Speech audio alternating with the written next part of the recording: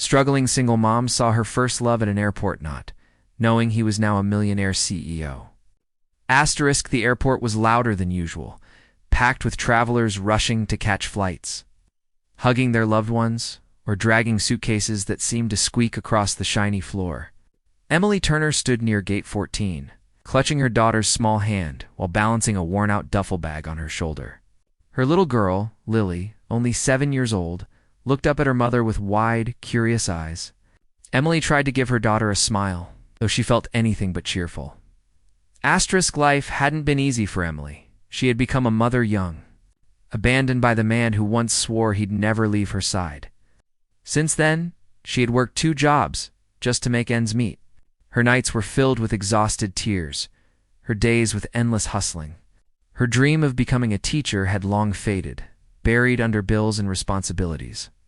Now, with her small savings and a new teaching job offer in another state, she was trying to build a new life for herself and her daughter. Asterisk, the line to board the plane was slow, giving Emily too much time to think. She smoothed down her daughter's hair, wondering if she was doing the right thing. A part of her wanted to collapse and admit she was scared of everything, scared of moving, scared of failing, scared of being alone forever. But then Lily squeezed her hand. Emily knew she had no choice but to stay strong. Asterisk, a voice over the intercom announced a delay. Groans filled the waiting area as people returned to their seats. Emily sighed and sank into a chair, pulling her daughter close. Lily rested her head on her mother's lap and closed her eyes. Emily brushed her fingers over her daughter's hair, silently praying for strength. Asterisk, it was then that she noticed a man standing across the terminal, speaking with an assistant while holding his phone. He was tall, dressed in a perfectly tailored navy blue suit, with confidence radiating from him in a way that seemed to draw people's eyes. For a moment, Emily couldn't look away. There was something familiar about him, something she felt deep in her chest. Before her mind caught up, her heart skipped a beat. It couldn't be Asterisk, but as he turned his head slightly, she knew. The sharp jawline, the eyes that had once looked at her as though she was his whole world. The way he carried himself fit was Alex Carter. Her, Alex. The boy she had fallen in love with in high school. The one who had held her hand under the bleachers. Who had dreamed with her about traveling the world. Who had promised they'd always chase life together. The boy who had left town to chase his ambitions, and the one who had never returned. She hadn't seen him in over 10 years. Asterisk, her stomach twisted. She wanted to hide, to turn away before he noticed her, but it was too late. Alex's eyes lifted from his phone and landed on her.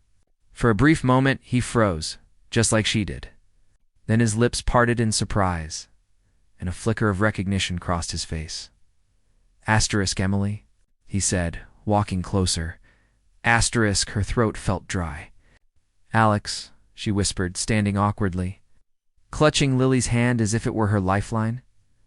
Asterisk, I can't believe it's you, Alex said, his voice carrying warmth, almost disbelief.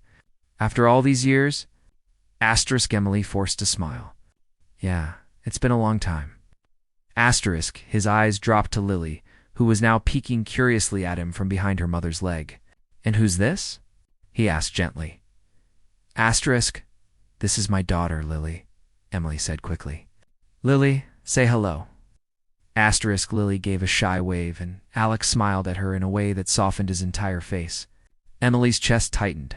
She remembered that smile, the same one that had once made her believe in forever. Asterisk, they sat down.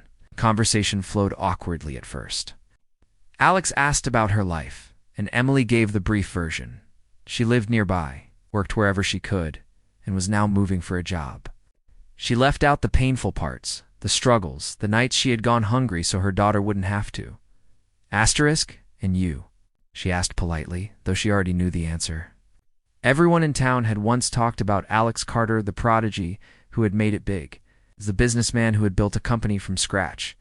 Asterisk, I've been busy, Alex said with a small laugh. Started a company about 8 years ago. It's grown more than I ever expected. We've expanded overseas now. Honestly, it feels surreal sometimes. Asterisk, Emily's stomach knotted tighter. Of course. He was the millionaire CEO she had seen in the news once or twice, the kind of man people admired from afar. And here she was, sitting beside him with her old duffel bag, wearing jeans that had started to fray. She felt small, painfully aware of every difference between their lives. Alex studied her quietly, his expression unreadable. "You look the same," he said softly. Still you." Emily gave a small laugh, though it came out strained. "I don't feel the same." Before he could respond, Lily tugged on Emily's sleeve. "Mommy, can we get some juice?" Emily smiled down at her daughter. "Of course, sweetheart. Let's go." But before she could stand, Alex offered, "I'll get it." "What would you like, Lily?" Emily hesitated, but Lily was already smiling at him. "Apple juice, please." "Apple juice it is," Alex said warmly, before heading to the cafe nearby. Emily watched him go, her mind a storm.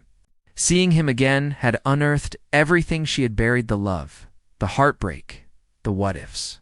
She had imagined countless times what it would be like to meet him again, but never like this. Never while she was standing in the middle of her struggles.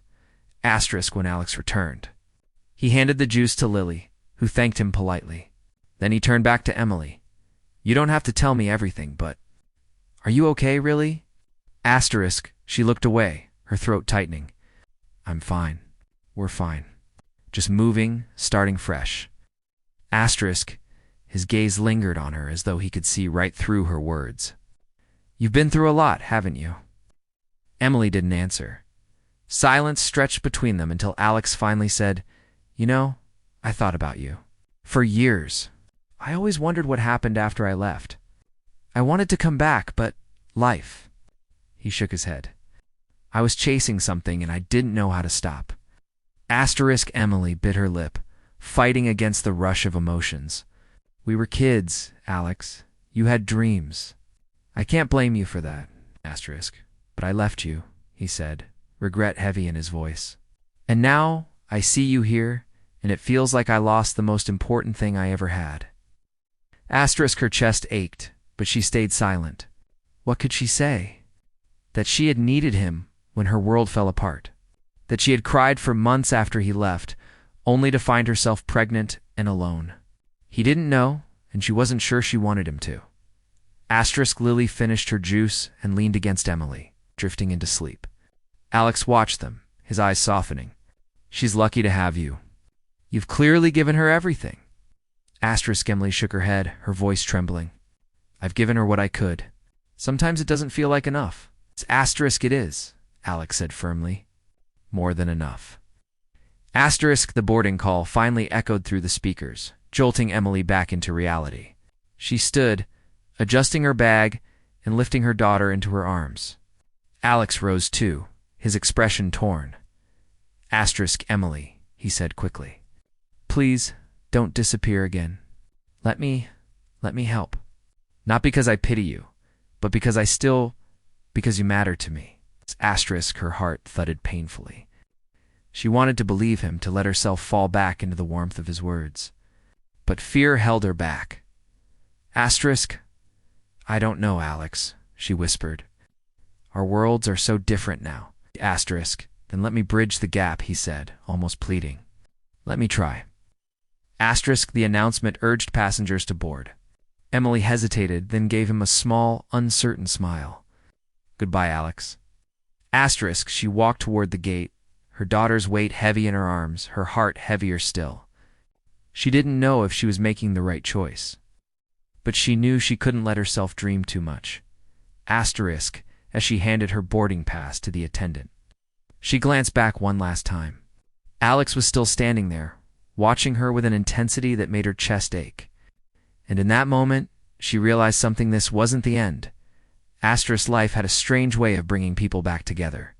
Maybe their story wasn't finished after all. And though she didn't know what the future would hold. For the first time in years, Emily felt a flicker of hope,